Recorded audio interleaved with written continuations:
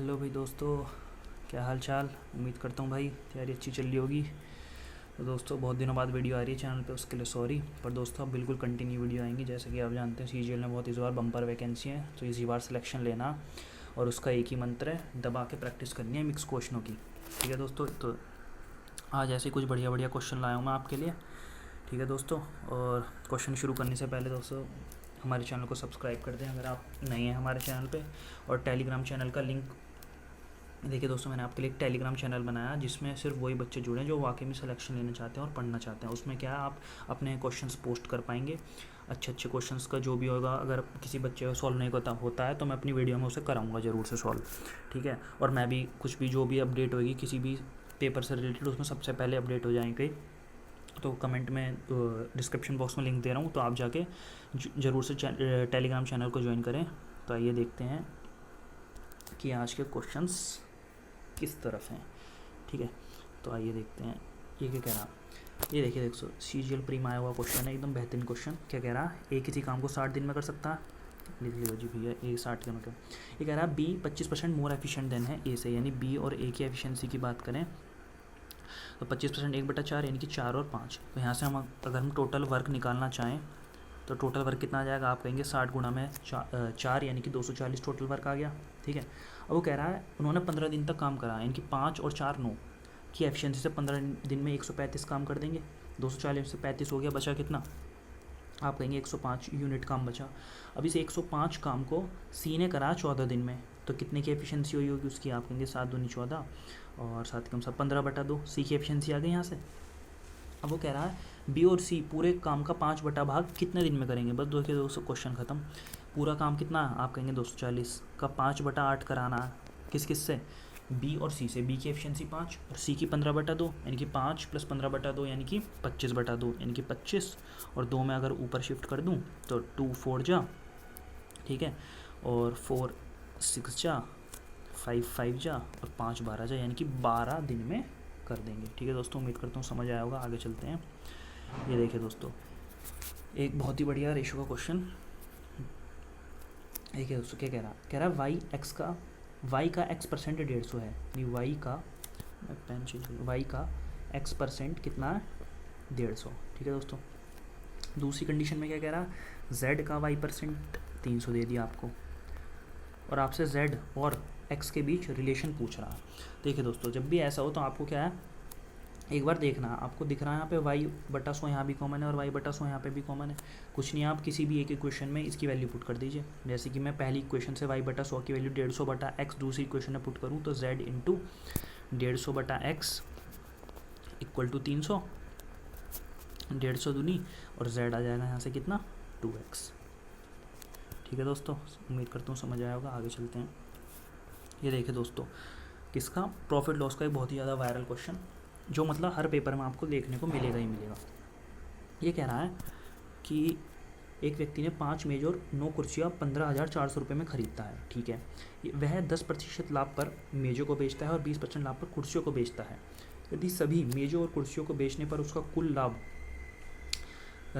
2,080 रुपये है तो तीन कुर्सियों का क्रय मूल्य बताना। देखिए दोस्तों, समझ क्वेश्चन पढ़ के समझ आ रहा है कि एलिगेशन लगना है इसमें। कैसे करेंगे ये इंपॉर्टेंट है। यहाँ टेबल लिखा, यहाँ लिखा हमने चेयर। टेबल को उसने 10% लाभ पे बेचा है, 15,400 का 10% नहीं कि 15,40 में बेचा, और चेयर्स को 20% के प्रॉफिट पे बेचा है, यानी कि 15,400 का आप 20% करेंगे तो ये कितना आ जाएगा, 5 3 जा, और ये आ गया आपका 5 3 जा 3080। ठीक है, और टोटल उसे जो लाभ हुआ है वो बीच में रख देते हैं 2,080। ठीक है, तो देखिए दोस्तों, ये हम लगा रहे हैं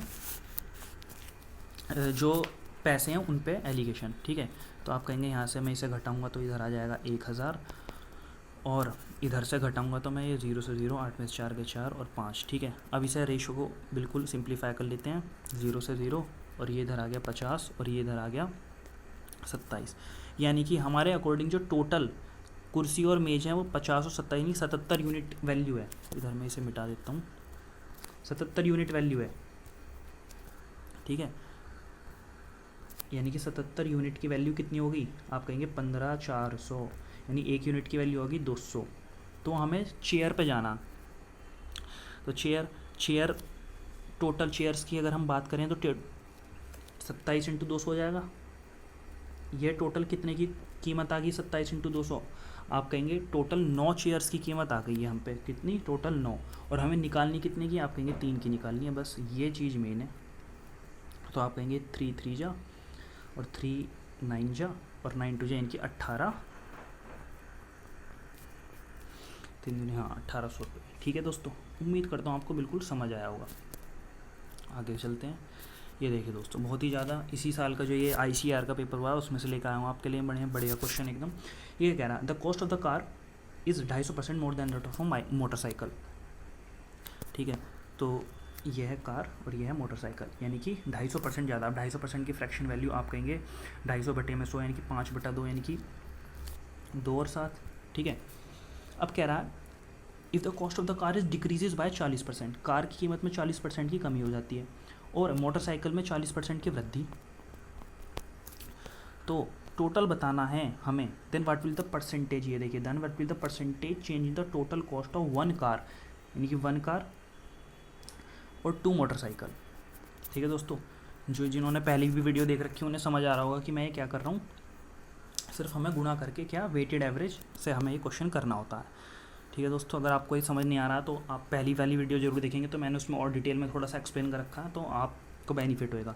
बस कुछ नहीं है। देखिए दोस्तों, ये 7 हो गया और ये 4, यानी कि 7 गुणा -40 यानी माइनस का 280 और प्लस 2 दूनी 4 चौक 160, यानी आप कहेंगे कितना हो गया, यानी कि ये हो गया 0, 8 में 6 गए 2 और 120। अब इस 120 यूनिट को हमें ये टोटल में बांट देते हैं, यानी कि 7 और 4 11, यानी 120/11 और क्या माइनस का साइन आएगा क्योंकि -280 था, यानी कि डिक्रीज़ होने वाला है, तो पहला ऑप्शन गया, दूसरा भी गया।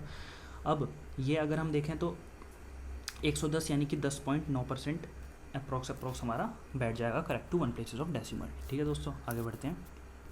ये देखिए दोस्तों क्या कह रहा है। देखिए दोस्तों, ये क्वेश्चन सिंपल है, बट मैं आपको ये दूसरे तरीके से कैसे करते हैं मैं आज आपको वो बताऊंगा। आपने इस क्वेश्चन में एलिगेशन लगा के देखा होगा, बट मैं आपको सोचने का तरीका दूसरा बताऊंगा। और एक सेम क्वेश्चन आपका बनता है कि बकरियों और मुर्गी की टांग वाला, वो भी आप इस मेथड से करके देखिएगा अगर आपके पास हो तो, वरना मैं अगली वीडियो में आपको कराऊंगा। क्या कह रहा है, एक व्यक्ति ने 5 घंटे में 42 किलोमीटर की दूरी तय करता है। उसने यात्रा का कुछ भाग पैदल करा और कुछ साइकिल से करा। ठीक है, तो उसने पैदल बतानी है कुल दूरी। देखिए दोस्तों, जिसकी भी कुल दूरी निकालनी है, हम उससे दूसरी वाली कंडीशन लेंगे। हमें पैदल की कुल दूरी निकालनी थी, तो हमने मान लिया कि हम वो पूरा डिस्टेंस क्या करा, साइकिल से गया। तो अगर साइकिल से गया तो साइकिल की चाल कितनी थी, 10 किलोमीटर प्रति घंटा। ठीक है, अब 10 किलोमीटर प्रति घंटे की चाल से अगर हमें वो 5 घंटे जाएगा तो टोटल वो डिस्टेंस कितना ट्रैवल कर लेगा, 50। ठीक है, बट एक्चुअली में तो वो 42 गया, यानी कि कितना ज़्यादा चला गया, तो आप कहेंगे 8 ज़्यादा चला गया भाई, अगर साइकिल से पूरा डिस्टेंस कवर करवाऊँ मैं उसे। अच्छा, 8 ज़्यादा चला गया। वो 8 ज़्यादा क्यों चला गया, क्योंकि जो चाल में डिफरेंस हो गया था हमारा वो 4 का था, दोनों की चाल में डिफरेंस। यानी कि अगर मैं टोटल डिवाइड कर दूँ इसे टाइम को स्पीड से, तो टाइम आ जाएगा 2 घंटे। अब ये कौन सा 2 घंटे टाइम आ गया, यानी कि जो हम विपरीत लेके चले थे उससे विपरीत आ गया ये, यानी कि अब ये 2 घंटे, इसका मतलब वो पैदल चला है 2 घंटे 6 किलोमीटर प्रति घंटे की चाल से, यानी कि वो 12 किलोमीटर गया होगा। आप देखिए दोस्तों, इसमें एलिगेशन लगा के देख लीजिएगा, सेम उत्तर आएगा। मैंने आपको सोचने का तरीका बताया कि जो निकलवा रहा है उससे दूसरी अपोजिट कंडीशन लेके चलनी है, तो आपका ये मौखिक हो जाएगा क्वेश्चन। ठीक है दोस्तों, आगे चलते हैं। देखिए दोस्तों क्या कह रहा है, एकदम viral question, CGO CPL CGL में और आने वाले CPO में आपको एक गारंटी के साथ दिखेगा। ये 3 7 11 की डिविजिबिलिटी रूल पे है। क्या कह रहा है, एक 5 डिजिट का नंबर है 688XY। ठीक है, अगर हम उसे 3 7 11 से डिविजिबल करें तो हमें मतलब x और y की मेन इसमें वैल्यू निकालनी होती है। देखिए दोस्तों कैसे करते हैं, 3 × 7 × 11 यानी कि 231। अब देखिए दोस्तों, इसको करने का एक तरीका मेन है कि अगर मैं 688 और 99 लेके 231 से डिवाइड करने लग जाऊँ, तो देखिए दोस्तों इतना हमारे पास पेपर में टाइम ही नहीं है। तो इसकी एक बिल्कुल शॉर्ट ट्रिक बताता हूँ मैं आपको, जो आपको पेपर में मुश्किल से आध मिनट लगेगी बस, और आप इसे क्वेश्चन कर देंगे। आप कैसे करें, देखिए ये 3 7 11 231 आपको याद होगा। ठीक है, इस 231 में 231 में आप तीन तीन का पेयर बनाइए डिजिट्स का, यानी कि 8xy अलग हो गया और 68 अलग, इसमें आप 68 जोड़ लीजिए तो कितना आएगा 8 और 1 9, 6 7 8 9 और ये कितना आ गया 299। ठीक है, अब हमें 8xy यानी कि हमें x और y यानी कि 800 की लाइन तक पहुंचाना है हमें 299 प्लस 77x यानी कि ये 7 और 11 था ना, तो बस अब हमें x का कुछ ऐसा मान हमें यहाँ पे सोचना है कि वो जैसे ही हम x का वो मान 77 से मल्टीप्लाई करें 299 में ऐड कर दें वो 800 के नज़दीक पहुँच जाए, मतलब कुछ ऐसा मान हमें सोचना ही होगा। ठीक है दोस्तों, तो आप कहेंगे कि भाई अगर मैं 77 इंटू में 6 कर दूं तो आप कहेंगे 6 टाइम 42, 4 गया कैरी, 42 और 4 यानी 46 यानी 462 आ गया। 462 अगर मैं इसमें जोड़ दूं 9 10 11 1 1 कैरी, 9 और 1 10 6 16 4 5 6 7 761 आ गया, यानी कि अभी 7 जो और चला जाता है, एक बार जो और चला जाता, यानी कि 761 में आप 77 और जोड़ दीजिए कि 7 और 1 8 6 6 12 और 1 13 यानी कि 838, यानी कि 838 आ गई हमारी वो वैल्यू, यानी x की वैल्यू होगी हमारी 3 और y की वैल्यू होगी 8। ठीक है दोस्तों, अब 5x कह रहा है यानी कि 5 के 15 और कितना 3y कह रहा है 8 या 24, 5 4 9 2 और 1 3 39 आंसर। आप मात्र 30 से 40 मिनट में करके 30 से 40 सेकंड में करके इस क्वेश्चन को आगे बढ़ सकते हैं। फिर से एक बार एक्सप्लेन करूंगा दोस्तों कैसे करा मैंने। ये 3 3 का पेयर बनाया, 8xy को अलग रख लिया और 68 हमने 68 हमने 231 में जोड़ लिया सबसे पहले, तो 299 आ गया। उसके बाद 299 में हम 77x एक कॉफिशिएंट ऐसा फैक्टर लेके चलते हैं।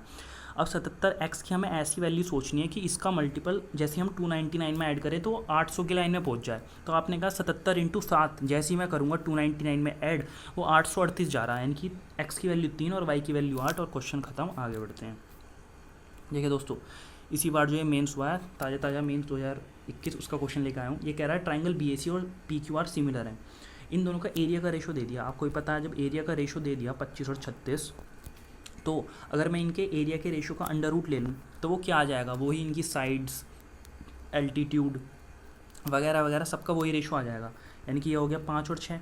ठीक है, अब वो कह रहा है BA की वैल्यू 4 दे दी, BA किसके कोरस्पॉन्ड कर रहा है PQ को, और PQ की वैल्यू पूछ रहा है, यानी कि 5 की वैल्यू तो आपको दे दी कितनी 4, 6 की वैल्यू आपको पूछ रहा है, 5 की वैल्यू 4 यानी 0.8 गुना, तो 6 की भी 0.8 गुना से अगर हम मल्टीप्लाई कर दें तो 8 6 48 यानी कि 4.8 आपका उत्तर आ जाएगा, ऑप्शन नंबर डी। उम्मीद करता हूँ दोस्तों समझ आया होगा। आगे बढ़ते हैं। ये देखिए दोस्तों, एक कंपाउंड इंटरेस्ट का बहुत ही खूबसूरत क्वेश्चन, आपको ये मॉक में भी आए दिन दिखता होगा। इसको करने का तरीका देखते हैं कैसे करते हैं हम। ये कह रहा है रामेश्वर ने एक बैंक में 3,28,000 रुपये अपनी में कुछ राशि को अपने 18 वर्षीय बेटी के नाम और शेष राशि को 19 वर्षीय बेटी के नाम करा। तो देखिए दोस्तों, 2 बेटियाँ उसकी, एक की उम्र 18 एक की उम्र 19 है। इस प्रकार करवाया कि वो जब दोनों 21 वर्ष की हो जाएं तो उन्हें समान राशि मिले। इसका मतलब जो छोटी बेटी है उसके पास अभी कितने 3 साल हैं और जो बड़ी बेटी है उसके पास 2 साल हैं। ठीक है, और वार्षिक जो दर है हमारी वो है 5%। 5% की फ्रैक्शन वैल्यू 20 1/20, यानी कि जो हमारा स्केलिंग फैक्टर है 20 से 21 चल रहा है। तो देखिए दोस्तों, इसे कैसे करते हैं, जितना भी इनके पास समय है वही हमारा पैसा उसी रेशो में बढ़ जाता है। तो आप कहेंगे 20 और 21 है, यानी कि 20 और 21 यानी कि टोटल कितना हो रहा है, आप कहेंगे 41 यूनिट हो रहा है। 41 यूनिट की वैल्यू 3,28,000 है, तो आप कहेंगे 8 जा कट गया, यानी कि 1 यूनिट की वैल्यू आ गई 8K। ठीक है, तो कह रहा है कि उसने अपनी छोटी बेटी के नाम राशि का निवेश किया। देखिए दोस्तों, जो छोटी बेटी है वो है इस समय 18 साल की और बड़ी बेटी 19 साल की है। तो जो छोटी बेटी होगी उसे कम पैसा देगा और जो बड़ी बेटी होगी उससे ज़्यादा पैसा देगा, ताकि एक समय पर आके उनका पैसा इक्वल हो जाए। अगर मैं रेट % कांस्टेंट करूँगा तो अगर जो छोटी बेटी है उसके पास कितना यूनिट पैसा था, आप कहेंगे 20 यूनिट, और 1 यूनिट की वैल्यू आ गई 8K, यानी कि टोटल कितना हो जाएगा 16,000, यानी कि आपका ऑप्शन नंबर C उत्तर सही हो जाएगा। उम्मीद करता हूँ दोस्तों वीडियो आपको अच्छी लग रही होगी, तो सब्सक्राइब जरूर से करें। ये देखिए दोस्तों, ये क्या कह रहा है, ये वीडियो का लास्ट क्वेश्चन है दोस्तों। नहीं चलो, लास्ट क्वेश्चन एक और है अभी, इसे बता देता हूँ मैं। देखिए दोस्तों क्या कह रहा है, सेकंड में ट्राइंगल ले लेता हूँ, बढ़िया सा सुंदर सा बताऊँगा आपको। वाह वाह वाह गजब। ठीक है दोस्तों, ये क्या कह रहा, इन द गिवन फिगर, मैं परपेंडिकुलर डाल लेता हूँ। ये डाल दिया मैंने परपेंडिकुलर, ठीक है। ये कह रहा ए बी सी, ये कह रहा है in the given figure O is the incentre of triangle A B C. A O से ओ ई का रेशो, ई कहाँ पे है, ये रहा, कितना दे दिया 5 और 4, ठीक है दोस्तों। और सी ओ से ओ डी का रेशो दे दिया आपको 3 और 2। तो हमसे बी ओ से ओ एफ का रेशो हमें बताना। तो देखिए दोस्तों कैसे कर सकते हैं, मैंने आपको पिछली वीडियो में भी एक्सप्लेन करा है। जब भी एक ट्राइंगल दिखे और उसमें एल्टीट्यूड से रेशो निकालना हो तो आप सिंपल मास पॉइंट ज्योमेट्री एकदम रामबाण है, तो आप इसमें मास पॉइंट ज्योमेट्री लगाइए। ये मैं चित्र आपको बड़ा सा बना के दिखा देता हूँ ताकि आपको समझ आए अच्छे से। एक सेकेंड, मेन है दोस्तों आपको समझ आना चाहिए, चाहे फिगर थोड़ी सी बेकार भी बन जाए। मैं आपको बढ़िया सा चित्र बना के समझाने की कोशिश करता हूँ, ठीक है। ये दे दिया, ये दे दिया, ये दे दिया, ये आपको दे दिया 5, ये दे दिया 4, ये दे दिया 3, ये 2, सी ओ से ओ डी है ना, हाँ ये 2 दे दिया। और आपसे ये पूछ रहा, देखिए दोस्तों मैं क्या कह रहा हूँ कि आप इस सेंटर पे पहले मास कंसंट्रेट कराइए। आप कहेंगे सेंटर पे इस वाली लाइन के अकॉर्डिंग जो ये ए ई है, ये ए ई, आप कहेंगे इस पर कितना आना चाहिए 9, 5 और 4 सेंटर पे 9 यूनिट 5 और 4, ठीक है। बट जो ये वाली लाइन दूसरी वाली लाइन है उसके अकॉर्डिंग 5 आना चाहिए। तो मैं कह रहा हूँ कि भाई 9 और 5 45 यूनिट रख लेता हूँ मैं सेंटर, ठीक है। तो मैंने कहा सेंटर पे 45 यूनिट हो गया। अब जैसे ही सेंटर पे 45 यूनिट हुआ तो 5 और 4 9 की वैल्यू 45 यानी 5 गुना, तो ये 5 उठ के इधर आ जाता है, तो इधर 25 हो जाएगा और इधर 20, ठीक है। अब 3 और 2 5 है, 5 की वैल्यू 45 होगी यानी 9 गुना, तो 9 या 27 से 3 उठ के इधर आएगा और 9 दूनी 18, ठीक है। अब क्या हुआ, ये 20 है यहाँ पे, एक सेकेंड, यहाँ पे ये 20 है, ये 20 है और ये 18, यानी कि सेंटर पे कितना होगा 38, और यहाँ पे 18 है और यहाँ पे 25 है ई पॉइंट पे, तो यहाँ पे कितना होएगा, आप कहेंगे 7। बस क्वेश्चन ख़त्म। आपसे पूछ रहा बी ओ से ओ एफ का रेशो, यानी कि ये कितना हो जाएगा 38:7, आपका ऑप्शन हो जाएगा सी, मास पॉइंट ज्योमेट्री। दोस्तों बहुत ही सुंदर कॉन्सेप्ट है, आपने पढ़ रखा है तो अच्छी बात है, नहीं भी पढ़ रखा तो मैंने आपको समझाने की कोशिश करी, आप वीडियो को स्लो स्पीड पे समझने की कोशिश भी कर सकते हैं, ठीक है दोस्तों। ये वीडियो का लास्ट क्वेश्चन, उम्मीद दोस्तों आपसे मैं ऐसी एक्सपेक्टेशन रखता हूँ आप इसका कमेंट में आंसर ज़रूर से बताएंगे। दोस्तों अगर आपको ये वीडियो अच्छी लगी तो प्लीज़ चैनल को हमारे सब्सक्राइब करें, वीडियो को लाइक करें, कमेंट में ज़रूर से ज़रूर बताएं। और दोस्तों मैं आपके लिए अब आगे क्या करूँगा, जैसे कोई सा भी एक चैप्टर ले लिया मैंने, उसके अच्छे बिल्कुल लेटेस्ट में आए क्वेश्चन 20-25 क्वेश्चन जो आने के आगे भी प्रोबेबिलिटी सबसे ज़्यादा है, वो आपको लेकर आऊँगा चैप्टर वाइज, जब तक कि पेपर नहीं आ जाता। जैसे कि सीपीओ का भी पेपर हाल फिलहाल में लगा हुआ है, तो वो प्रश्न आपके लिए बहुत ही ज़्यादा महत्वपूर्ण साबित होंगे। तो दोस्तों ओके भाई, इसी वीडियो में इतना ही, जय हिंद।